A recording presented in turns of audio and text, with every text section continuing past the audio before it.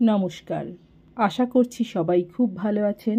চামেলি মণ্ডল চ্যানেলে সবাইকে স্বাগত জানাই। আজকে আমি সুচিত্রা ভট্টাচার্যের লেখা বাজি গল্পটা পড়ে শোনাবো আপনাদের। আশা করছি গল্পটি আপনাদের বেশ ভালো লাগবে। শুরু করছি আজকের গল্প বাজি। দিবানাথ ছিলেন আমার স্বামী। ছিলেন বলাটা বোধহয় ঠিক হলো না। ছিলেন শব্দটি বড় বেশি নেতিবাচক। এর মধ্যে বড় বেশি নেই নেই গন্ধ। এমনও হতে পারে দিবানাথ হয়তো এখনো বেঁচে আছেন। অবশ্য তার মারা যাওয়াটাও কিছু বিচিত্র নয়। আমি তার বাঁচা মরার সঠিক সংবাদ জানি না। আমার সঙ্গে দিবানাথের বিয়ে হয় আজ থেকে 43 বছর আগে। দিনটার তেমন কোনো বিশেষত্ব ছিল না। শুধু মনে আছে অঘ্রাণের সেই দিনটিতে সকালের দিকে খানিকটা বৃষ্টি হয়েছিল। কাক ভোরে যখন আমাকে দধিমঙ্গলের জন্য ডেকে তোলা হয়, তখন কে যেন, বোধহয় আমার কোনো মাসিটাসি হবে, বলেছিল এই অঘ্রাণে হঠাৎ মেঘ এলো কোত্থেকে। তা বেলা বাড়ার সঙ্গে সঙ্গে বৃষ্টি থেমে গিয়েছিল একদম। কাজে কর্মে সেদিন কোনো বিঘ্নই ঘটেনি। কিন্তু আমার মনে যে মেঘ ছিল সেটি সইল না। কারণ একটাই, এই বিয়েতে আমার একটুও মত ছিল না। বিষয়টা তবে একটু বিশদ করা যাক। আমার বিয়ের ঠিক হয় আমি গ্র্যাজুয়েট হওয়ার পরপরই। বিবাহ, স্বামী, প্রেম ইত্যাদি সম্পর্কে ততদিনে আমার একটা নিজস্ব কল্পজগৎ গড়ে উঠেছে। আমার কল্পনার স্বামী হবেন ফরাসি ধরনের দুরন্ত প্রেমিক। তার রূপটি হবে গ্রিক দেবতার মতো, অথচ তার বুকের মধ্যে থাকবে এক নিখাদ বাঙালি হৃদয়। রুচি, সংস্কৃতি, রসিকতাবোধ সব মিলিয়ে একটা দারুণ কিছু, যেমনটি আগে কেউ কখনো দেখেনি। দিবানাথের ছবি আমাকে দেখতে দেওয়া হয়েছিল। সেটি দেখা মাত্র আমার স্বপ্ন চৌচির হয়ে যায়। ওমা, এই যে এক গাঁট্টা গোট্টা কেজো মানুষ, একেবারে রসকসহীন দোকানদার চেহারা। তার ওপর কানে এলো লোকটির লেখাপড়াও বেশি দূর নয়। স্কুলের গণ্ডি পেরোনোর পরই মন দিয়েছেন পৈতৃক ব্যবসায়। বয়সেও তিনি আমার থেকে অন্তত 12 বছরের বড়। তখনকার দিনে বিয়ের ব্যাপারে মেয়েদের মতামত জানানোর রেওয়াজ ছিল না। তবে আমাদের বাড়ির হাওয়াটি ছিল একটু অন্যরকম, অনেকটাই খোলামেলা। বাবা শিক্ষকতা করতেন। আমার লেখাপড়ায় তাঁর ছিল দারুণ উৎসাহ। গল্প লেখার একটা ভুতুড়ে শখ ছিল আমার, সেটারও তিনি খুব তারিফ করতেন। আমার স্বাধীন চলাফেরাতেও বাধার সৃষ্টি করেননি কখনো। বাবা মানুষটি ছিলেন ভারী আমুদে ধরনের, শক্তপোক্ত নয়, একটু ঢিলে ঢালা স্বভাবের লোক। পড়াশোনা ছাড়া বাকি সময়টা তাঁর কাটত গান বাজনায়। কোথায় ফৈয়াজ খাঁ আসবেন, কোথায় আলাউদ্দিন খাঁ বাজনা বাজাবেন, কোথায় সারাফত হোসেন খাঁর গান হবে, এই ছিল তাঁর ধ্যান জ্ঞান। নিজেও বাজাতেন তিনি এসরাজ। আমি তাকে একটুও ভয় পেতাম না। দিবানাথের ছবি দেখার পর তাকে বলতে পেরেছিলাম, বাবা, আমি কি তোমার খুব বোঝা হয়ে গেছি? মনে আছে সেই সন্ধ্যায় বাবা গুনগুন করে একটা বন্দেশ ভাজছিলেন, গৌরী সুরত মন ভাইরে হাড়ে মোড়ে। থমকে গিয়ে বললেন, কেন রে, কি হলো? আমি এমএটা পড়ব ভাবছিলাম। বাবাকে মুহূর্তের জন্য চিন্তিত দেখালো। বিয়ে তো আজ হোক কাল হোক করতে হবে রে। তা বলে এক্ষুনি? এত ভালো ঘর, দেনা পাওনা নেই, ছেলেটার তোকে এত পছন্দ, এসব কি বারবার পাবো?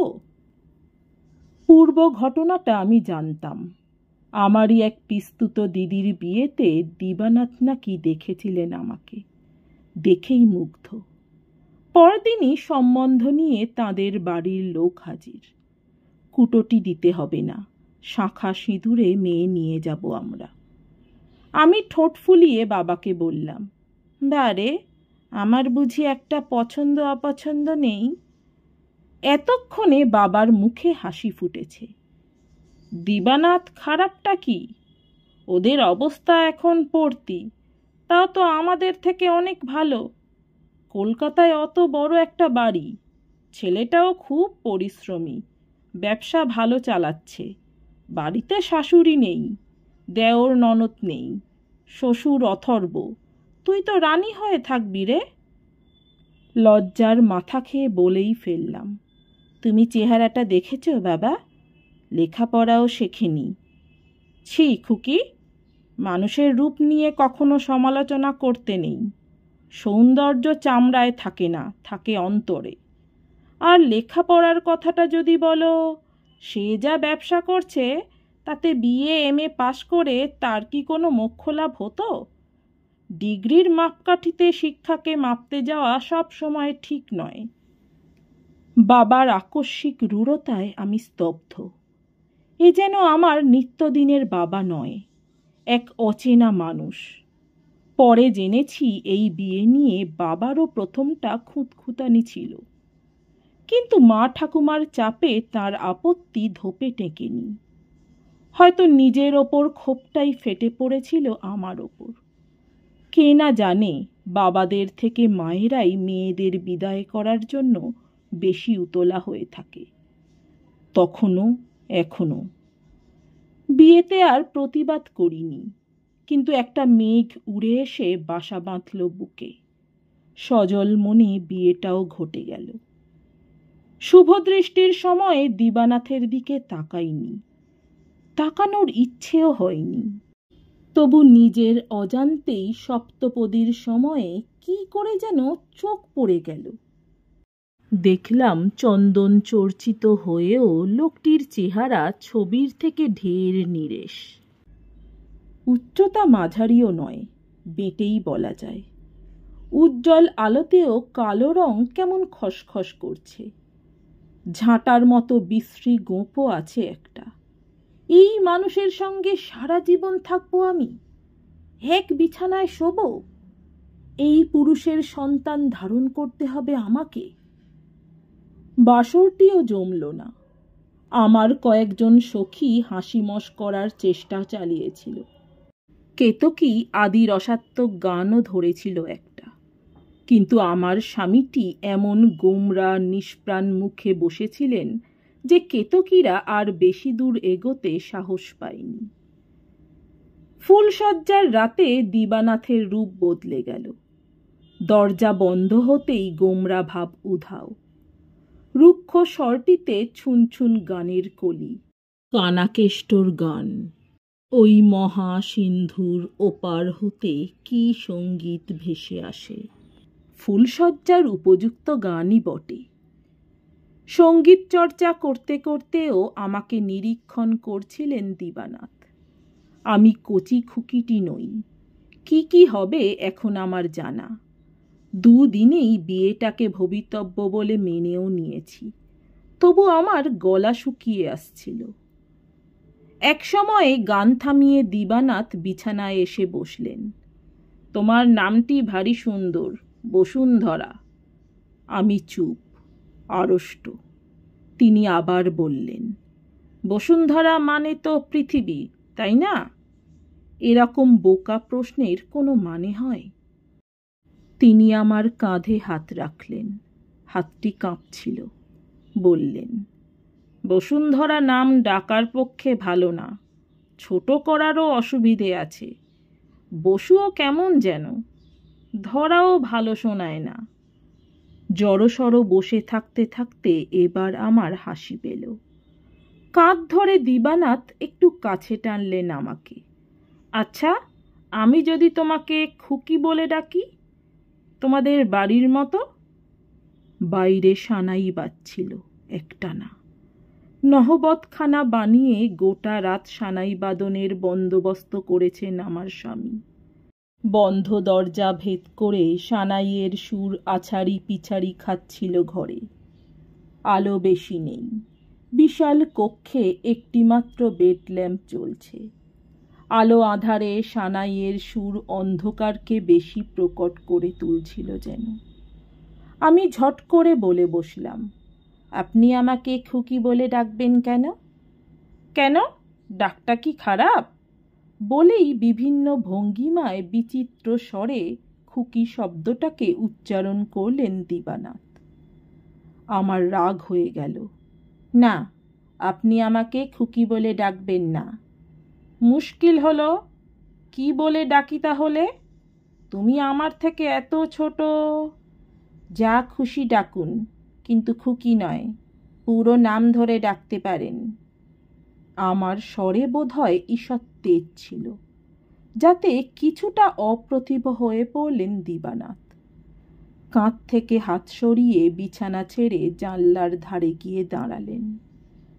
বেশিক্ষণ থাকলেন না সেখানে, আবার ফিরে এসেছেন বিছানায়। আমার হাতে হাত নাড়াচাড়া করছেন মিনমুখী বালা। গম্ভীর স্বরে প্রশ্ন করলেন, আমাকে তোমার পছন্দ হয়নি না? সত্যি বলতে পারলে কি ভালোই যে হতো। পছন্দ না হলেও উপায় নেই, হে হে, আমার সঙ্গেই ঘর করতে হবে। মনে মনে বললাম, জানি। তোমাকে কিন্তু পুরো সংসারটারই দায়িত্ব নিতে হবে। বিয়ের ভিড় কাটলে সব কিছু বুঝে শুনে নাও। শুনেছ তো, রোজগারপাতি আমি খারাপ করি না, সবই এখন থেকে তোমার জিম্মায় থাকবে। আমিও। বলেই প্রস্তুতির অবকাশ না দিয়ে একটি চুম্বন সারলেন দিবানাথ। পুরুষের চুম্বন যে এত স্বাধীন, কষ্টে হতে পারে আমার ধারণাই ছিল না।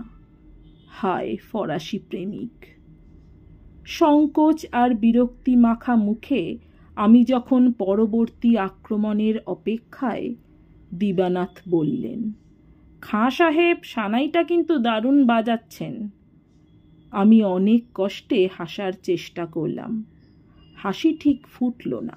দিবানাথ বললেন, এক রাতে 200 টাকা নিচ্ছে, ভালো বাজাবে নাই বা কেন? কি রাগ বাজাচ্ছে বোঝো? দরবারি কানারা। আপনি ভুল করছেন। কাহাতক আর চুপ করে থাকা যায়, বলেই ফেললাম, ওটা মালকোষ না, দরবারি কানারা। একটু যেন দমে গেলেন আমার স্বামী। আমি শান্তভাবে বললাম, আমি মালকোষ চিনি।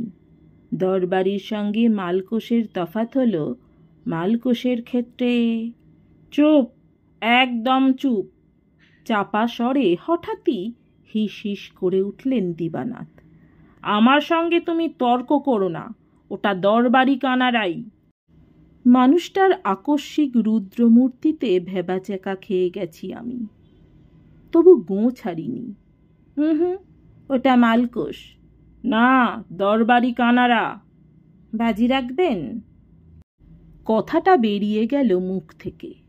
ছোট্ট থেকেই এই আমার এক বিটকেল নেশা। দুদলা আসবে কিনা তাই নিয়ে মার সঙ্গে বাজি ধরি। কাপড় কাচার লোকটা সপ্তাহে কটা কাপড় ফাটাবে তাই নিয়ে বাবার সঙ্গে বাজি হয়। এছাড়া দাদা তো আছেই। যে কোনো ছুতোয় বাজির লড়াই চলছে ভাই বোনে। বৃষ্টি, রোদ্দুর, শিলপড়া, কবিতার লাইন, পরীক্ষার রেজাল্ট, কি নিয়ে নয়। আর মজার ব্যাপার, আজ পর্যন্ত বাজিতে আমি হারিও নি। বাবা ঠাট্টার ছলে বলতেন, মেয়ের আমার বাজি লগ্নে জন্ম। দিবানাথেরও যেন জেদ চেপে গেছে। বললেন, রাখবো বাজি। হেরে যাবেন কিন্তু। দেখা যাক। আধো অন্ধকারে দিবানাথের কালো কুচকুচে মণি দুটো জ্বলছিল। হারলে কি দিতে হবে? দুম করে বলে বসলাম, আজ রাত্রে আমার পাশে শোবেন না, ছোবেনও না আমাকে। রাজি? দিবানাথের নাকের পাটা ফুলছিল। আর যদি তুমি হারো? বলুন আপনি কি চান? দিবানাথ কথা বললেন না, দরজা খুলে বেরিয়ে গেলেন। মিনিট কয়েক পর ফিরে এসে নিঃসারে খিল তুললেন। এক পা করে এগোলেন আমার দিকে। ক্রূর চোখে দেখছেন, যেন অন্যায়ভাবে তাকে ঠকিয়ে দিয়েছি আমি। হিংস্র দৃষ্টি সরালেন এক সময়। ঘরে বেতের সোফা ছিল, সেখানে আতশোয়া হয়ে কাটিয়ে দিলেন রাত। ঘুমননি। তার আগুনের হলকার মতো নিঃশ্বাস অঘ্রাণের রাতকেও তপ্ত করে তুলেছিল। জয়ের তৃপ্তি স্থায়ী হল না। পরের রাত্রেই আমাকে অধিকার করলেন দিবানাথ। আমাদের সম্পর্কে একটা শনি ঢুকে গেল।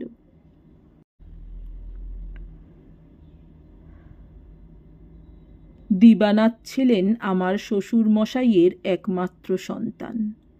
একমাত্র সন্তান হওয়ার সুখ যেমন আছে, বিপদও কম নেই। এদের কামনায় কোনো লাগাম থাকে না। অনেক সময়ই তা সৃষ্টি ছাড়া পর্যায়ে চলে যায়। আমার শ্বশুর হরনাথ তাঁর বিয়ের পরপরই জ্ঞাতি গোষ্ঠীর শরিকি বাড়ি ছেড়ে পৃথক হয়ে আসেন। নিজের ভাগটি বুঝে নিয়ে ভবানীপুরে একটি দোতলা বাড়ি তৈরি করেন তিনি। সেই বাড়িতেই আমাদের বাস। দিবানাথের জন্মের বছরখানেকের মধ্যেই হরনাথের স্ত্রী বিয়োগ হয়, কিন্তু তিনি আর বিয়ে করেননি। কেন যে করেননি? কোলে হয়তো দু একটা ভাই বোন থাকত দিবানাথের। নিদেন পক্ষে সংসারে একটা নারীর ছোঁয়া থাকলে দিবানাথের মধ্যে নিষ্ঠুরতা হয়তো কিছু কম থাকত। হয়তো বা কিছু সুকুমার বৃত্তির বিকাশও হতে পারত তাঁর হৃদয়ে। দিবানাথের নিষ্ঠুরতা ছিল ভিন্ন গোত্রের। শারীরিক নিগ্রহ তো দূরস্থান, যেন কোনোদিন আমাকে একটি কটু কথা বলেননি তিনি। সত্যি বলতে কি, তাঁর নিষ্ঠুরতাকে ভালোবাসা বলে ভ্রম হওয়াও বিচিত্র নয়। কি করে যে বোঝাই সে কথা? হতো কি, রাস্তার গ্যাসবাতি জ্বলতে না জ্বলতেই হাওড়ার কারখানা থেকে সোজা বাড়ি ফিরতেন দিবানাথ, মরিস মাইনার হাঁকিয়ে। গাড়ির ইঞ্জিন বন্ধ হওয়ার আগেই পৌঁছে গেছেন দোতলায়। আমাকে একবার চোখের দেখা দেখে তবেই তার স্বস্তি। যেন বা আমি এক অলিক মায়াবিনী। সকালে ছিলাম, বিকেলে মিলিয়ে যাব মহাশূন্যে। বাড়ির ঝি চাকর কি ভাবছে পরোয়া নেই। শয্যাশায়ী বাবার পাশে দুদণ্ড গিয়ে বসবেন তা নয়, ঠায় বসে আছেন আমার সামনে। বসেই আছেন। আমারও তখন কাজ একটাই, পাথরের মূর্তি হয়ে শুধু বসে থাকা। কোনো অছিলায় উঠতে গেলেও ঘোর বিপদ। প্রথম প্রথম বুঝিনি, হয়তোবা পানের বাটা আনতে গেছি। পরের দিন শ্যামার মা বরখাস্ত হয়ে গেল। জলখাবারের দেরি হচ্ছে দেখে রান্নাঘরে ঢুকেছি। ঠাকুরের চাকরি খতম। অতএব কি আর করা, বসে থাকো, বসে থাকো, বসে থাকো নিস্তব্ধ নির্বাক। আমার সঙ্গে তার তেমন কথাই বা থাকতো কই? কোনো দিনই বা ছিল? পুরুষের মুগ্ধ দৃষ্টির সামনে বসে থাকতে মেয়েদের খারাপ লাগে না। পুরুষের চোখই তো মেয়েদের আসল আয়না। হোক সে আয়না আমার স্বামীর মতো ছ্যাতলা পড়া।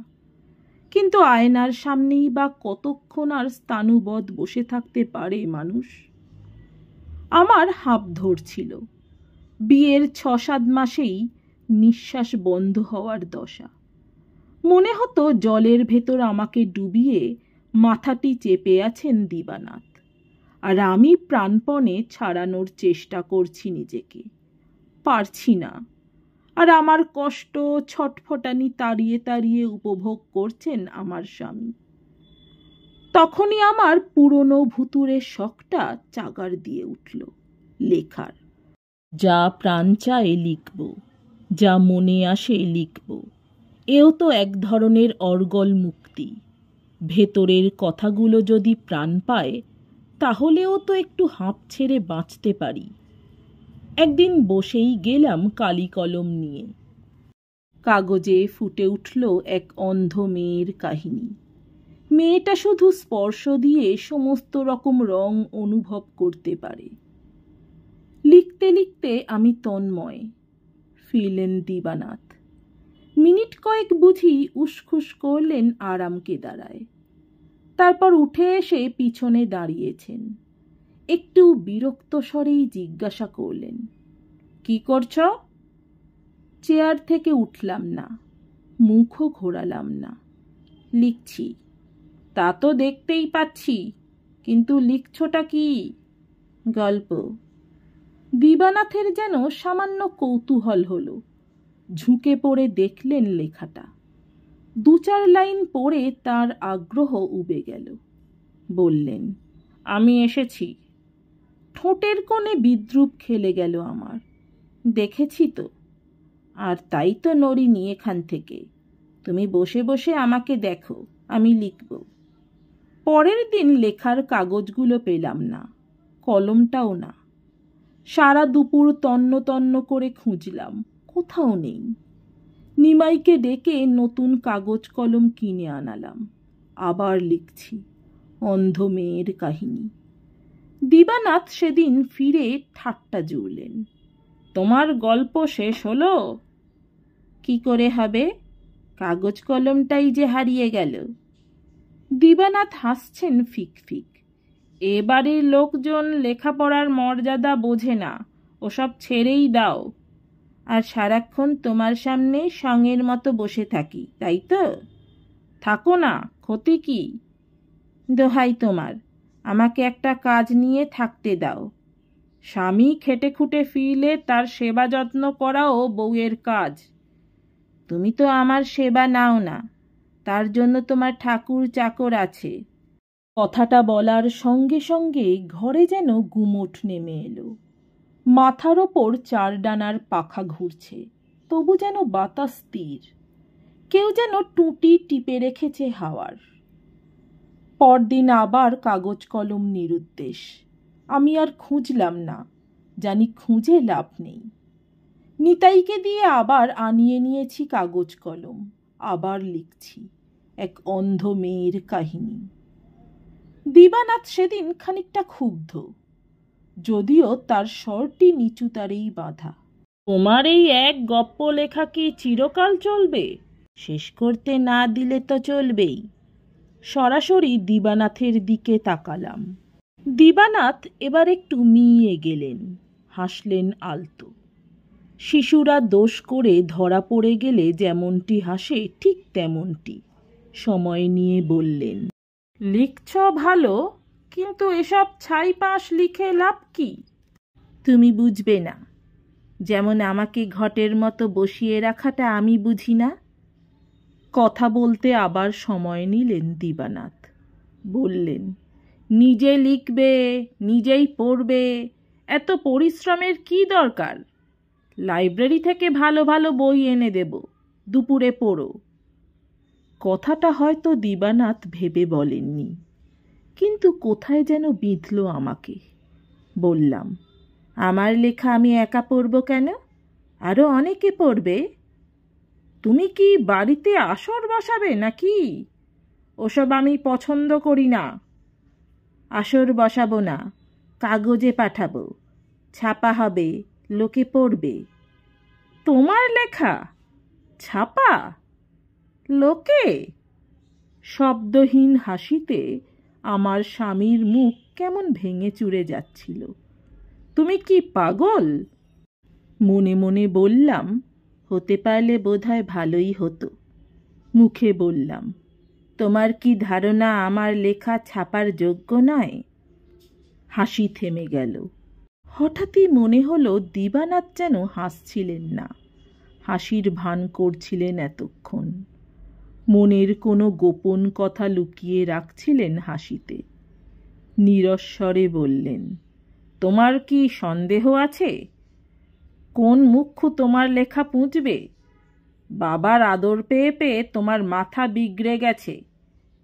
এ কথাগুলোও যেন মনের কথা নয়, আমাকে আঘাত করার জন্য বলা।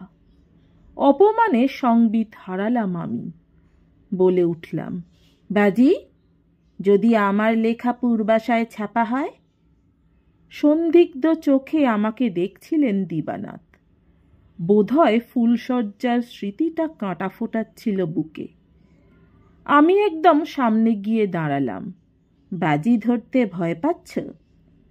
কিসের ভয়? আমি ভয় টয় পাই না। তাহলে বলো, যদি গল্পটা ছাপা হয় তুমি আর আমাকে লিখতে বাধা দেবে না? ওই নোংরা কাগজ লুকোনোর খেলা খেলবে না? দিবানাথ সরে গেলেন। ঘরে পায়চারি করলেন খানিকক্ষণ। নিজের কুকর্মের জন্যে এতটুকু ছায়া নেই তার মুখে। একটু পরে বললেন, যদি ছাপা না হয় তাহলে কি হবে জানো? জীবনে কখনো আর কাগজ কলম ধরতে পারবে না তুমি। রাজি? বেশ, রাজি। সত্যি 2-3 দিন আর বাধা এলো না। গল্পটা মনের মতো করে লিখে নিজের হাতে ডাকে পাঠিয়ে দিলাম পূর্বাশায়। এখন ফলাফলের প্রতীক্ষা। দিন যায়, উত্তর আর আসে না। ভেতর থেকে এক গভীর অবসাদ ছেয়ে ফেলছিল আমাকে। বাজিতে না গিয়ে দিবানাথকে হাতে পায়ে ধরে বোঝালেই কি ভালো হতো? লেখার সময়ে কল্পনাতে যেটুকুনি আকাশ দেখতে পেয়েছিলাম তাও কি মুছে গেল চোখ থেকে? এমন সময়ে আমার শ্বশুরমশাই মারা গেলেন। আগেই মস্তিষ্কের রক্তক্ষরণে অসাড় ছিলেন তিনি। দোতলার এক কোণে জীবন মৃতের মতো বেঁচেছিলেন। সন্ন্যাস রোগ তার প্রাণটুকু হরণ করে নিল। আমার সঙ্গে শ্বশুরমশাইয়ের তেমন কোনো নৈকট্য গড়ে ওঠেনি। তার মৃত্যুও তাই তেমনভাবে ছুঁতে পারল না আমাকে। শ্রাদ্ধ শান্তি চুকে গেছে। দিবানাথ এমনিতেই স্বল্পভাষী। কথাবার্তা আরও কমে গেছে তার। এ বাড়িতে এসে অবধি বাবার ওপর তার তেমন টান দেখিনি। তবু যেন খানিকটা মনমরা দেখা যায় তাকে। মাসখানেক পর একদিন দাদা এলো বাড়িতে। খুশিতে চকচক করছে দাদার মুখ। আরে খুকি, তুই পূর্বাশা পত্রিকায় লেখা পাঠিয়েছিলি নাকি? আমার রক্ত ঝনঝন কেঁপে উঠল। হ্যাঁ, কেন? জেনেও না জানার ভান করা হচ্ছে? তোর লেখা তো বেরিয়ে গেছে গত সংখ্যার আগের সংখ্যায়। ভাবিস বিয়ে দিয়ে পর করে দিয়েছি, কোনো খবর রাখি না। তুই একটা অন্ধ মেয়েকে নিয়ে ওরকম দারুণ গল্প লিখলি কি করে? আমার বন্ধুদেরও পড়িয়েছি। ওরকম গল্প লেখা কি চারটিখানি কথা? আরও কী সব বলেছিল দাদা, আমার মনে নেই। তবে দাদা চলে যাওয়ার পর একটা সন্দেহ কুরে কুরে খাচ্ছিল আমাকে। কাঠের দেরাজে দিবানাথের একটা নিজস্ব কুঠুরি ছিল। অফিসের কাগজপত্র রাখতেন সেখানে। খুলে একটু ঘাঁটাঘাঁটি করতেই যা ভেবেছি তাই। পূর্বাশাটি রয়েছে। পত্রিকার ভাঁজে পূর্বাশার সম্পাদকের চিঠিও আমাকে লেখা, মাস চারেক আগে। আপনার সুলিখিত গল্পটি আমাদের চমৎকৃত করিয়াছে। আগামী সংখ্যায় রচনাটি প্রকাশিত হইবে। আপনার স্বামী আমাদের দপ্তরে লেখাটির খোঁজ করিতে আসিয়াছিলেন। তাহাকে পূর্বেই সংবাদটি জানাইয়াছিলাম। আশা করি তাহার হস্তে প্রেরিত কিঞ্চিৎ সম্মান মূল্যটিও আপনি ইতিমধ্যে পাইয়াছেন। পূর্বাশার পাঠকমণ্ডলী আপনাকে আবার পাইতে ইচ্ছুক। আপনি আরও গল্প পাঠাইলে বাধিত হইব। চিঠি পড়ে এক অদ্ভুত শিহরণ লাগল শরীরে। একদিকে মুক্তির অপার পুলক, অন্যদিকে এক তীব্র বিবমিষা। শিকল ছিঁড়ে গেছে আমার, তবু শরীর জুড়ে কেন এই তিতকুটে স্বাদ? আমি আমার স্বামীকে ঘৃণা করতে শুরু করলাম।